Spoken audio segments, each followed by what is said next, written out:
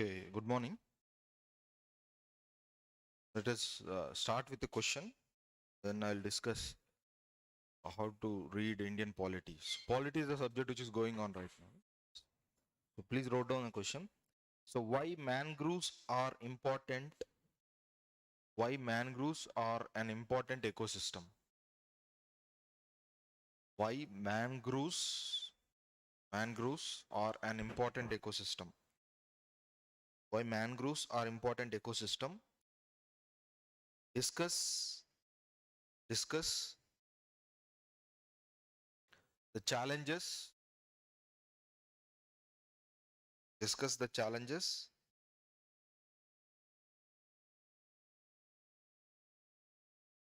Discuss the challenges in safeguarding mangrove ecosystem. Safeguarding mangrove ecosystem.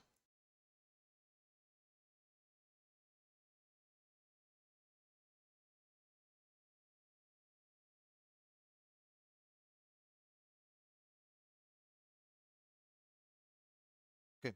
So the question is why mangroves are important ecosystem. Discuss way discuss challenges which are being faced by mangrove ecosystem. Right. So this is the question. So right. So what is the significance? What is the demand of the question here? What is K1 and K2? Sorry. So it is related to mangrove forest, right? So what is the demand of the question? So what the question is demanding here? What is the significance, importance of mangroves first, then challenges that mangroves for ecosystem is facing. See, apart from this, what we have to write in this answer?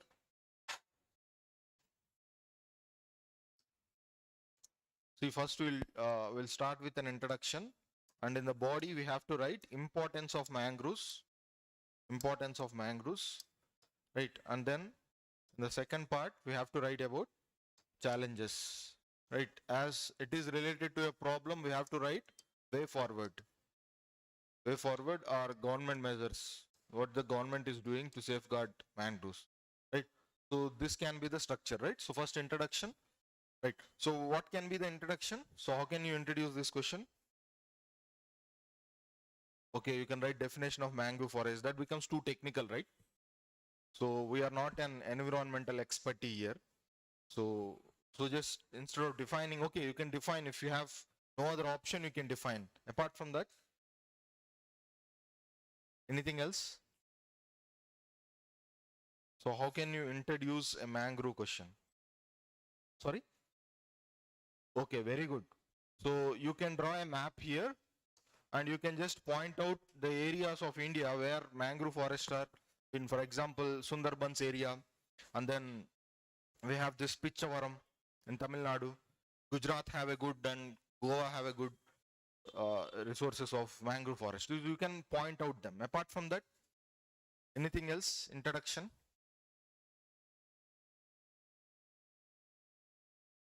Okay. What data?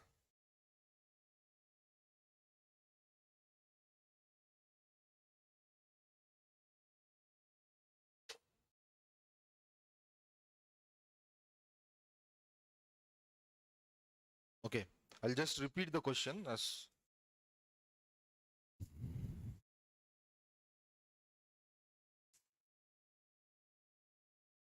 sorry. Okay. Please write down a question. See, the question is why mangroves are an important ecosystem? Why mangroves are an important ecosystem? And what are the challenges this mangrove ecosystem is facing? So this is the question. So why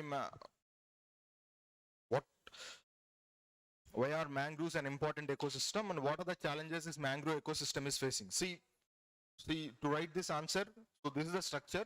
First we have to introduce, then the question is demanding two things here. First one is importance of mangrove forest and then challenges which the mangrove forests are facing, right?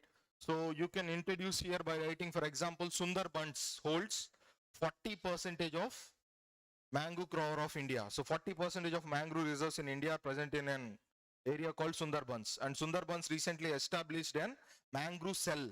So this cell used to monitor the health of the mangrove ecosystem over there, right? Because in the recent times, Sundarbans is facing this issue of mangrove forests are getting lost because of agriculture. See, the land is being used to cultivate, the land is being converted into irrigated agricultural land, and aqua farming is being cultivated over there, and increase of tourism is disturbing the ecosystem over there. So that's why the mangroves ecosystem in Sundarbans areas are at a loss. So to revive it, mangrove cell was being constituted, right? So in that context, this question is important, right? Now, what are the importance or biological significance of mangroves? So why mangroves are important? See, if you have seen recently, government has come in last year budget, government has come up with a program called MISTI, right? To safeguard mangrove ecosystem. So mangroves are the most important ecosystem for India right now. Why?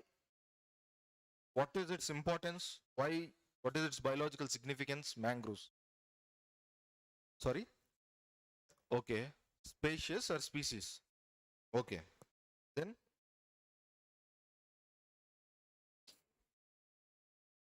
Sorry? Okay. Rain, it's not a point. Okay. It prevents some soil erosion. Yes. Anything else?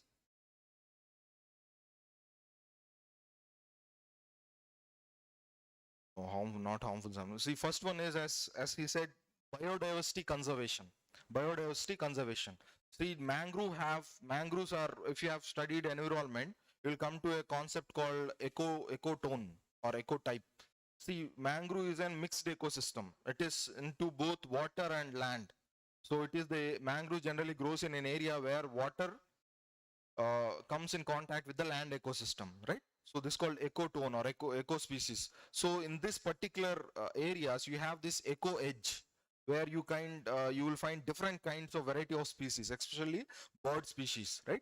See, for example, if Sundarbans is famous for leopard, right? Sundarbans is famous for leopard cats, Royal Bengal tiger, right? So only you can find these species in those Sundarbans areas, right? So that's why for biodiversity conservation, mangroves are very, very important. And second aspect is coastal protection. See, at the time of tsunami, see the areas where the mangrove forests are very thick, those areas has been less impacted with the impact of tsunami in 2005, right? Because these mangroves acts as a natural barriers to cyclones and tsunamis, right? So this is another point. The third point is you can talk about carbon sequestration. Carbon sequestration. See, mangrove is a carbon sink, right? It can absorb a good amount of carbon into it, right? So this is one advantage. Next one is mangrove forests are natural filters. They can purify the water. See, when generally the river water, when it is going into the sea, so that gets purified. So all the polluted aspects in the uh, water can be removed through mangroves, because mangroves are the natural filters, right? So these are the way. Apart from that, you can talk about tourism. So mangrove have good amount of tourism. You take Pichavaram, you take Sundarbans, they attract good amount of tourism across the world, right? So these are the importance of mangrove ecosystem to a country. So first and foremost, biodiversity conservation. So it can give you good amount of species biodiversity, whether plant species or animal species or bird species, right? So biodiversity conservation. The other thing is natural barriers. Mangrove is a natural barrier. It can safeguard from tsunamis and other natural disasters, right? And then you can talk about natural purifiers. Bamboo is a natural purifier. And then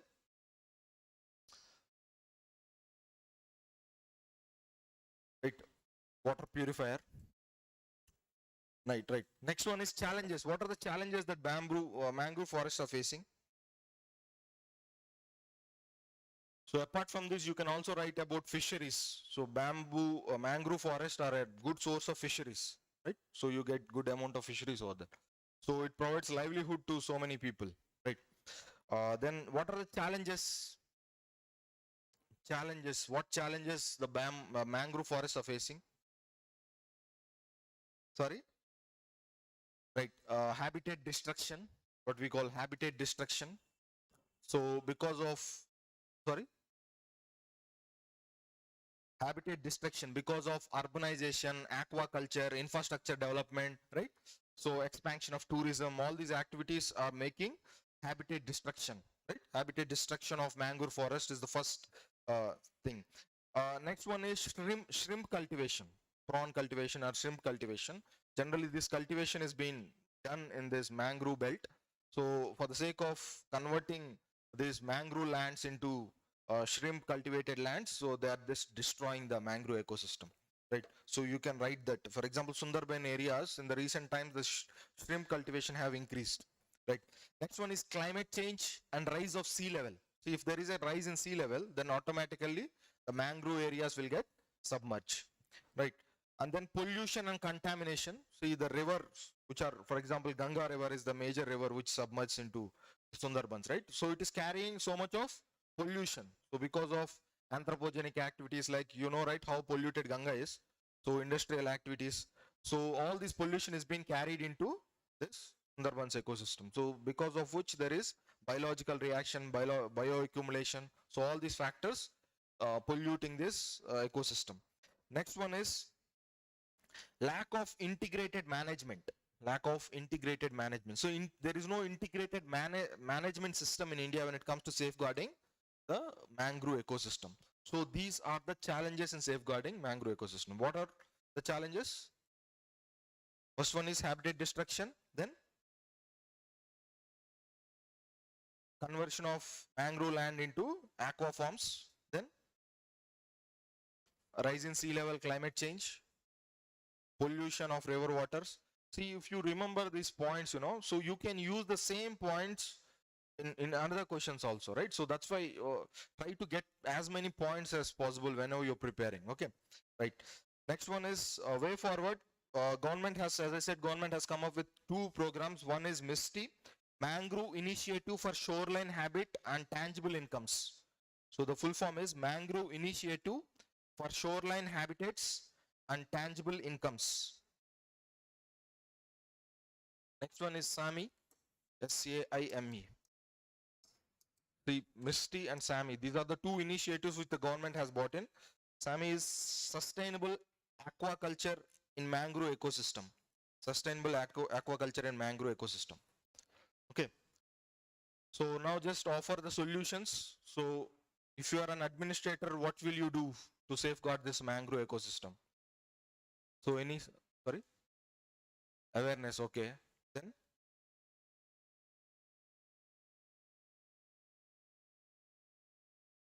Any way forwards? See, there is an way forward which you can write key adoption of mangrove patches. See, what is meant by adoption? See, you can adopt a tree. For example, Uttarakhand bought this policy. You can adopt a tree, right? So similarly, you can adopt a patch of mangroves. You can adopt a patch of mangroves. So it is your responsibility to safeguard that patch of mangroves. So this is one innovative solutions which you can offer, and you can use drone technology. For example, using drones, you can monitor the mangrove forest, right? So where the illegal activities are going on, right? So these are one thing. The other thing is, actually, the mangrove research in India is very low. Mangrove research in India is very low. Last month, I went to this Andaman and Nicobar Island. I met with an foreigner. She came all the way from UK. So she's here to do the mangrove research. So she don't have mangrove resources there, but she's doing here. So hardly we can find any Indian universities with that course which she has done with. So because we are not investing in mangrove research. Okay, so because the research is very, very important to safeguard the species. We should know more about that plant species. So that's why developing R&D in mangrove, and then you can write using drone technology, monitor illegal cutting of drones, and then you can talk about adoption of mangrove patches. So this can save mangroves. Okay. So this is the question. Try this answer. Introduce something about mangroves, and whenever you're writing about mangroves, always draw this map, right, and point out the areas where mangrove forests are being present in India. Mostly in southern part, right? Coastal areas will find mangroves. Then importance of mangroves, challenges, and way forward. Okay. So you write or you don't write every mentorship class, I'll come up with one question, because as I said, writing is the soul of this examination. Without writing, you cannot crack this exam. Okay. So take this as an opportunity. So don't get bored. So at least I will be coming up with only important questions which are useful for you for next year mains. Okay. So today I just want to discuss polity. So polity is going on. So I'll just give you how to study polity. Right. So you all might have started reading Lakshmikant, but I will tell you a different approach. So which will give you a broader picture of polity. Right. So first and foremost, what is a nation here? So see, polity talks about nation-related issues, political issues, right? So what is a nation? What is a nation? Okay, group of people. A group of people. A group of people or individuals. You can call individuals, right? A group of individuals. Then, obviously living together. Then, what else we need for a nation? Territory. Excellent. Territory. See, we need to have this territory, land, right? So without land, without borders, you cannot call that as a nation, right? So we need a territory, we need a land, and we need group of people living together. Is this enough to form a nation? Sorry? We need a state or government. State or a government to impose administration. So we need administration, right? Without administration, it will be an uncivilized state. So that cannot be called as a nation. So a nation need a state to administer a group of people living together and a territory. Apart from that, somebody said culture, right? So as a nation, we should safeguard our culture, right? Cultural aspects are also important. So this is your polity, right? How this is polity? So I'll just tell you. See, first and foremost, the polity as a subject, you need to study from different perspectives. First perspective is, as I said, the nation need territory. This is called national integration perspective. National integration perspective.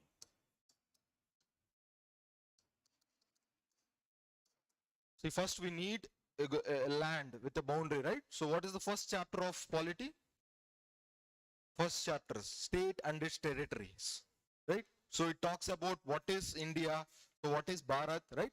So how many states, how many union territories, right? How states are being divided, right? So national integration or nation territorial aspect is being discussed in the first chapter itself, okay? So next one is, this is the first perspective. So first and foremost, you have to look at all the territorial related aspects of constitution. So if you have Lakshmikant book, don't study Lakshmikant from 1 to 10, so in a sequence manner. So instead go in this perspective way. First thing is, what is there in that Lakshmikant book or Constitution of India with respect to territory? For example, Article 370. So of course, it was removed, but it is also talking about territory, right? So 5th schedule, 6th schedule, they are talking about tribal lands. So it is also talking about territory. It is not just in the first part of Constitution you will come across territory. Article 371, you will find different areas, A, B, C, D, E. So there also you will find different territorial aspects. So first and foremost, you try to grab about Constitution, what are the territorial aspects which are present in the Constitution. See, for example, if Maharashtra and Karnataka are fighting for a reason, right? So fighting for a land. So margin committee was constituted, right? So fighting for a territory. Now, what the Constitution is talking about, where the territorial aspect has been inculcated in the Constitution. So territorial aspect is important. So first and foremost, you have to study about territorial aspect in the Constitution. Next one is individual aspect. See, you said that nation is a group of people or group of individuals, right? So individual aspect or people aspect. So what is there in the Constitution for individuals? So what is there in the Constitution? Citizenship, fundamental rights, directive principles of state policy, fundamental duties, right? Rights are equally important as duties. If you are a citizen, you should have both rights and duties. So these are the individual aspects which are present in the Constitution, right? So a territory have a nation have a territory and a group of people living together, right? So for territorial purpose, we have certain aspects in the constitution. First, you have to explore them, right? For individual perspective, so the individual are given rights, citizenship rights, right? So you see, for example, citizenship right is considered as the most cherished right ever given to an individual. Why? See, generally we don't recognize the importance of citizenship, but have you seen this movie called recently Shah Rukh Khan's movie was there, right? Donkey, I think. So have you seen that movie? So just watch that. That addressed a very good social problem in India. That is called the craving for going abroad, right? So see, in that movie also they will be showing these particular things. How important is getting a citizenship, right? See, what do citizenship do? Citizenship will bring you three rights. What are those three rights? Civil rights, political rights, and then socio-economic rights. See, you can buy the property, right? You can buy the property happily. Then you can vote or you can contest in elections, or you can receive schemes and subsidies from the government.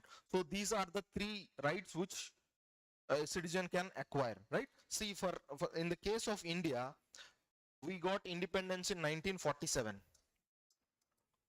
right? On the day itself, the citizenship is granted to everybody. So that's why we don't know the importance of citizenship. But whereas in countries like Western countries, citizenship, they fought for years to get that citizenship. Initially, women were not given citizenship, right? So citizenship was segregated based on socio-economic lines, right? But that is not the case with India. So that's why citizenship is the most important cherished right that individual is granted. Apart from that, we have fundamental rights, right? Right to equality, rights against discrimination, right? So right to life. So you have to study about the rights. So individual perspective is the second aspect. What is there in the constitution for individuals? So that you have to explore. And the third thing is administration, government, administration. So how to study this administration?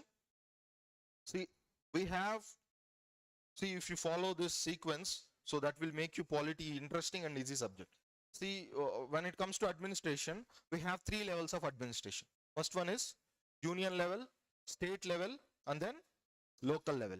See, in union level in administration, who makes the policies? Parliament. Right here, state legislature, and then here, Gram Panchayati. Gram Panchayati or Gram Sabha. Right? So similarly, apart from parliament, what will we will have at union level? Executive. So this is the legislature, this is the executive. Executive, you have council of ministers. Same thing at the state level as well, right? Similarly, at the panchayati level, we have. So actually the panchayati level, it is divided into two types: municipalities, municipal corporations, and panchayati system, right? So municipality system, panchayati system. Urban areas it is municipality, for rural areas it is panchayati, right? So you have to study what is the hierarchy of panchayati. Then you have parliament, executive, and then what are the others? Judiciary, we have Supreme Court. So we have High Court here and local courts, district court, right? So Nagarapalak and Panchayati. So these are the local courts. So this is how you have to study administration, right? Administration is divided into three levels: union level, state level, local level, right? And who is the custodian of this administration? Somebody has to monitor whether they are working or not, right? So who is the custodian? So okay, president is considered as custodian, but who does that job? So president cannot do that. President constitutes different bodies. For example, he constitutes election commission. So election commission will do this job, and who appoints election commissions? Why president is appointing? Because he is the custodian. See, president has to see that these three organs are functioning in intact without any loopholes, right? So that's why. So to get the job done, so we have different institutions. For example, election commission, it conducts elections, free and fair elections. And then UPSC. So the administration need bureaucrats, right? It appoints the bureaucrats. Similarly, CAG, Office of CAG. So they sees that the government money is spent in appropriate way, right? So similarly, we have Finance Commission. So the transfer of funds from central level to state level to local level. So this is being monitored by Finance Commission. And then we have also other bodies like National Human Rights Commission, right? State Human Rights Commission. And then we have what are other constitutional bodies? Lokpal, Lokayukta. Sorry? State Information Commission, Central Information Commission. They looks after RTA, right? So like this, there are constitutional and non-constitutional bodies. There are constitutional and non-constitutional bodies. These bodies were created so that these three organs works intact, right? So we have administration divided into three rungs: union level, state level, local level. So to see to that these bodies work intact in a proper way, so we have created these institutions. We have created these institutions, right? And then the last aspect, the fourth aspect is, so of course there are 5 aspects. So the next aspect is cultural aspect. So nation should have a culture, right? So what are the constitutional mechanisms to safeguard culture? For example, Article 29, Article 30, they talks about how the culture needs to be safeguarded. For example, there is this linguistic commission. There is a linguistic commission in India. That commission looks after to safeguard the language, right? So we have 8th schedule. What is 8th schedule of constitution? Languages. So like this, there are so many aspects. Even 5th schedule, 6th schedule also have some provisions to safeguard culture. Inner line permits. Inner line permit is there in the constitution, right? So the outsiders are not allowed into tribal areas to safeguard tribal culture. PISA Act, Panchayati set, scheduled areas. So this is also meant to safeguard the cultural rights of tribals. So like this, Article 25. What is Article 25? Right to religious freedom. So that is safeguarding in a way, that is safeguarding the cultural aspect of every religion, right? So like this, you find cultural aspects in the constitution as well. And the last aspect is progressive aspect. Our constitution is not static. Our constitution is not static, right? So the constitution is always aspiring for change, right? So that's why we have amendment to constitution. So our constitution is not rigid, not flexible. So you can amend the constitution. So amendment of constitution has to be studied in this progressive aspect, right? So there is a quote, right? So if you make the constitution rigid, so you cannot grow. So to grow forward, so we amend the constitution frequently. So we have made more than 100 amendments, 102, 103 amendments to inculcate various aspects into our constitution. So right, so our constitution is talking about territorial integrity, how the nation is being divided, and then it is talking about individuals, and then it is talking about administration, and then cultural aspects, and then progressive aspects. What are the, so these are the 5 perspectives you have to study whenever you're studying polity, right? First, integration perspective, just pick up that perspective and write notes. So what is there in the constitution for the sake of territorial integrity? And then you talk about individual, right? So what is there for an individual? So what are the rights guaranteed? What are the duties, right? What are the obligations? And then administration, union level, state level, local level, and bodies which are monitoring this administration. There are called constitutional, non-constitutional bodies, right? See, for example, CVC. What do CVC do? Central Vigilance Commission. Central Vigilance Commission. So Central Vigilance Commission will see to that any of these bodies are not involved in corruption. Election Commission conducts election. UPSC puts appoints secretaries to this executive. Right? Secretaries to this executive are appointed by. Similarly, State Public Service Commission, it appoints the administrators at the local level, at the state level, right? So every body, every constitutional, non-constitutional body, for example, Human Rights Commission, what do Human Rights Commission do? These legislatures, these executives, they should not violate human rights. So that is the body which monitors them. CAG, Competent Audit General, every rupee that is being spent by the executive and the parliament were being spent intact. So that's the duty of CAG, right? So every body, every constitutional, non-constitutional body, ultimately they are to see to that these bodies function in a proper way. Okay. Next, apart from this, you have to study about philosophy of constitution. So what is the philosophy? See, everything have a philosophy, right? So our constitution also have some philosophy. So to understand the philosophy of constitution, you have to read preamble. You have to read preamble, right? Preamble not in Lakshmikant. So if you are interested in polity, you read preamble from D.D. Basu. So there is a textbook called D.D. Basu. So you just pick up those textbook at least for the preamble sake. So you get that, you can get that online. So just take those pages, print out and read preamble from D.D. Basu so that your polity philosophy will be strong. See, most of the questions in prelims, especially UPSC prelims, they are picking up from this D.D. Basu, this preamble part, right? So what is just meaning of justice? What is meaning of liberty, right? So they are confusing you with options. So you can only get clarity when you read vastly about that. What is meant by liberty? What is meant by justice? So you have to read them very vast. So generally, if you observe last 3-year trend in UPSC prelims, so polity questions are not from Lakshmikant. So this is the common thing because UPSC wants you to understand the basics of philosophical aspect of constitution. So that's why you read DD Bus or Indian Constitution at Work. There is an NCRT called Indian Constitution at Work. So you read that, you start your preparation with understanding the philosophy of Indian Constitution so that you can go through when you're done with this preamble, right? Then you start about individuals. First you start with individuals rather than understanding about nation.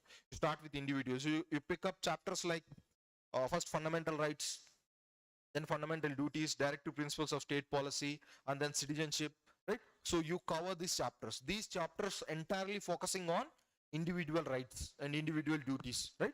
So you cover them. Next, you go to administrative aspect.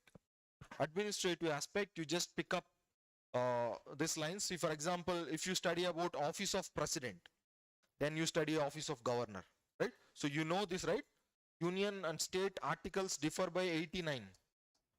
So if the article is 74 here, you add 89, you will get state article.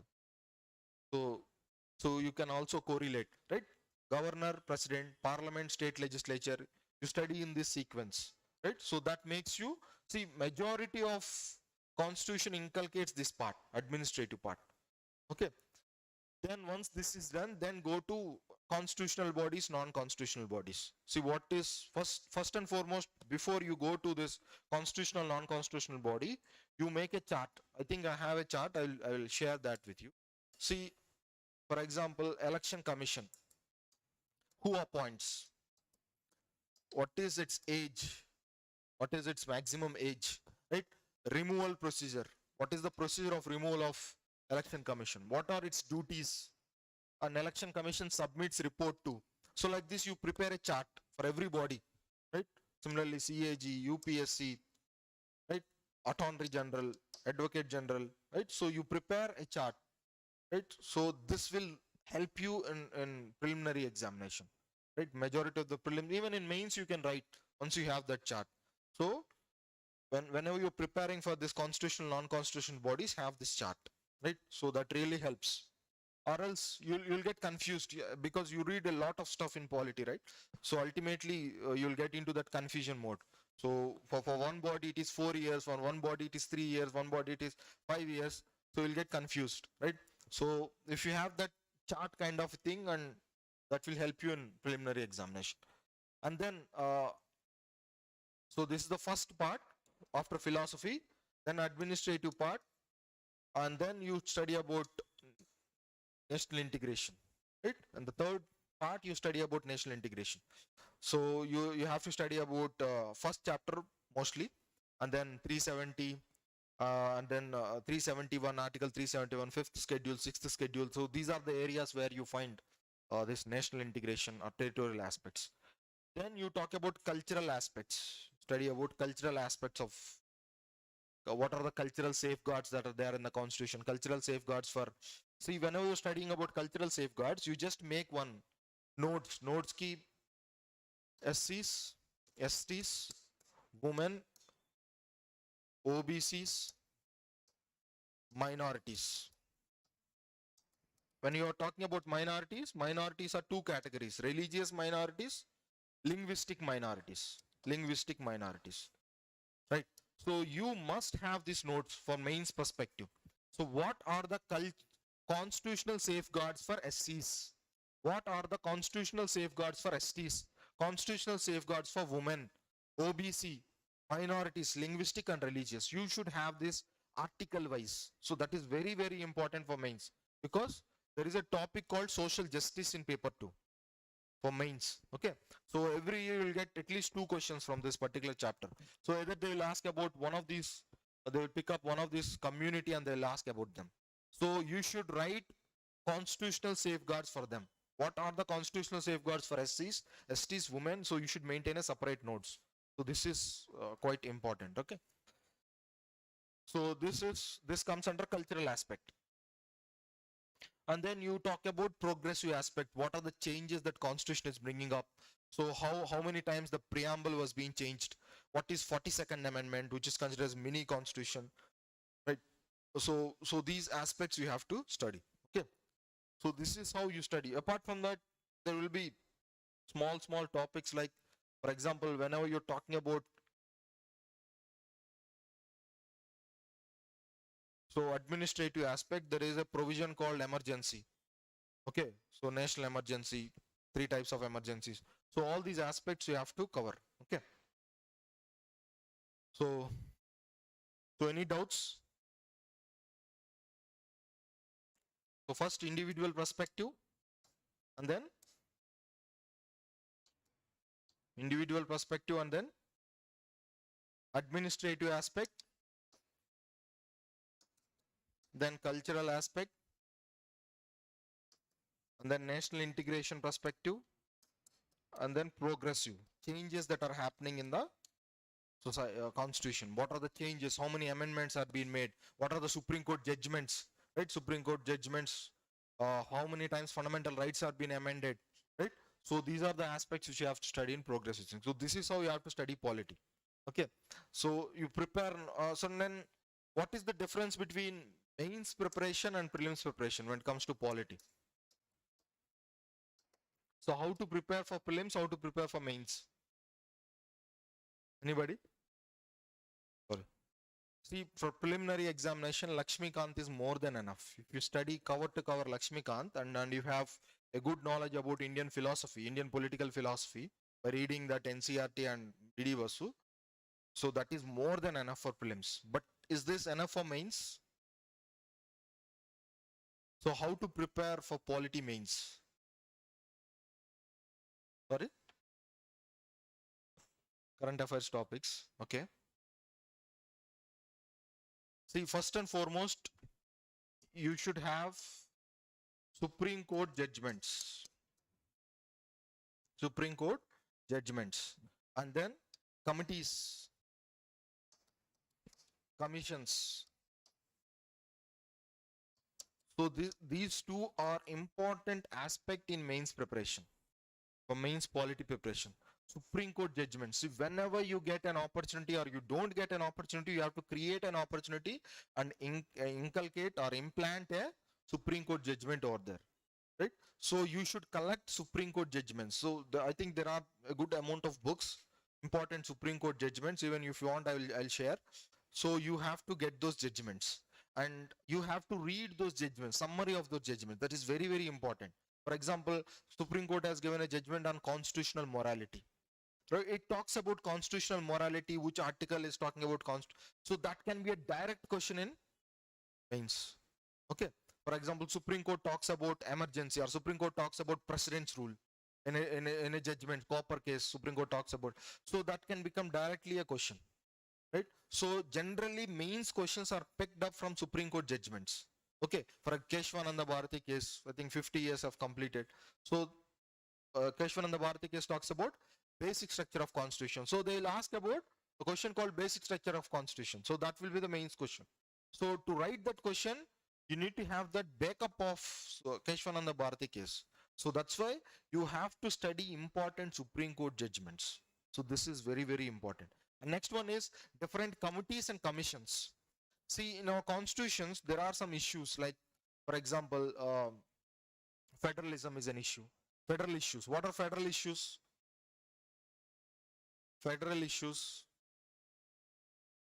What are federal issues? See, it is divided into two types: intrastate,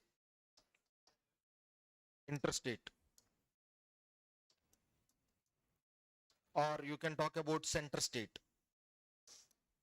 So the issues between central government and state government, the issues between different states, the issues that are happening within the state, right? So these are the various issues. Again, in these issues, there is financial issues, administrative issues, right? Judicial issues, right? For example, now the southern states are arguing that, so the seat of Supreme Court is in Delhi. So Supreme Court is not accessible to the people of South. So this is the comment which is being made. Now, this is the judicial aspect, right? Next, similarly, financial aspect, GST.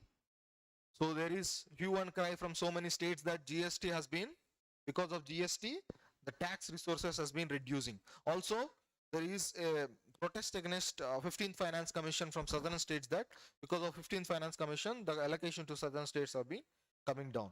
Right? Similarly, administrative aspects like, for example, certain states are not happy with governor, office of governor. Certain states are not happy with election commission. Certain states are not happy with central forces coming into them. Right?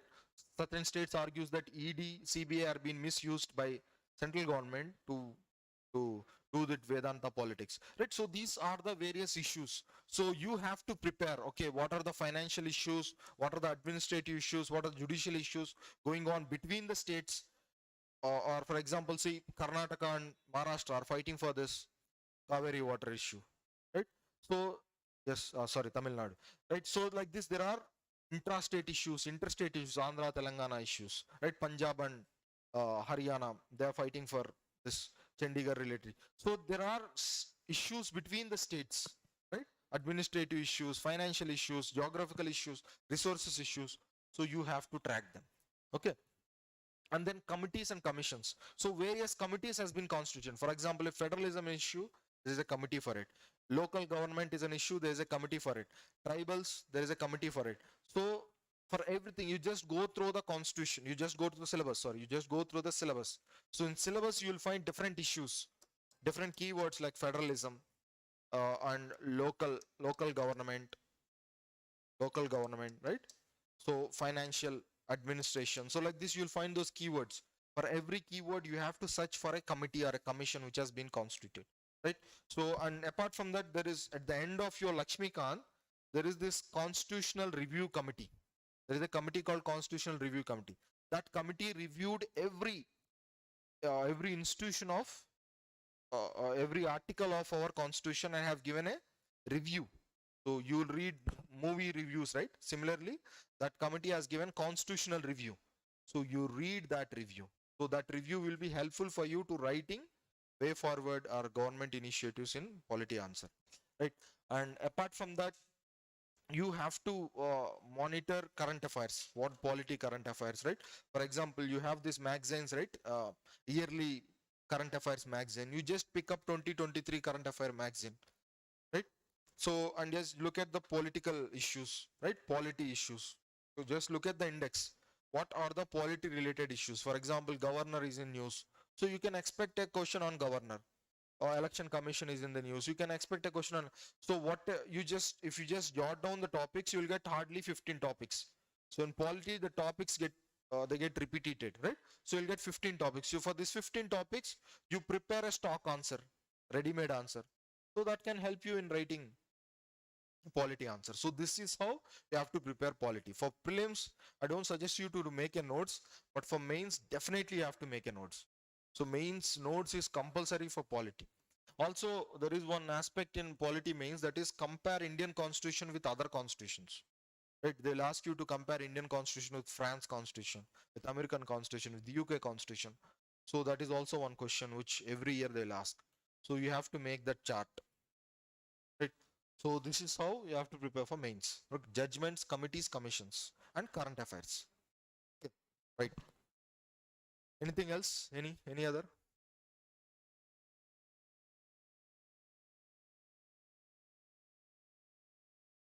Okay, is this clear? Polity. So any other topics you want to have in the next class? Economy topic or any topic you have issues, have doubts, I can make them simple for you.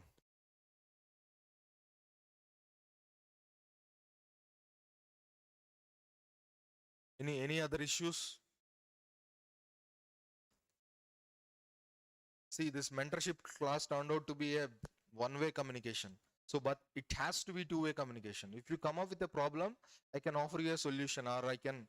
So, if you have any demand, I can help you out. But if you guys are silent, what can I do? So, I can teach whatever I know. So, that's what happening. So, but if you have, certainly you will have problems. So, there is no doubt because you are all freshers. You are new to this domain. So, most of you are engineers, right? So, I've seen majority of your profiles, your engineers. Obviously, when you're exposed to this socio-economic subjects, obviously you'll face difficulties. But you should ask, right? So you're not asking in text or you're not asking directly. So how can I decode whatever there in your mind? So if you feel any subject difficult or any topic, just come up so that I can. So there is nothing to shy here because your stakeholders here, right? So you're paying. So you should demand. Okay, if you shy, ultimately you are the losers. So any issue, any other, so answer writing, newspaper reading, so anywhere if you feel difficulty, you please let me know. Okay, right? Or else we'll discuss some current. I think polity is going on, right? So economy done. Okay, so once your economy topic starts, then I'll give summary of economy also. Right? So any polity topic you not get, you can just ask me, right? Okay, then we'll meet in the next class. Right? Thank you.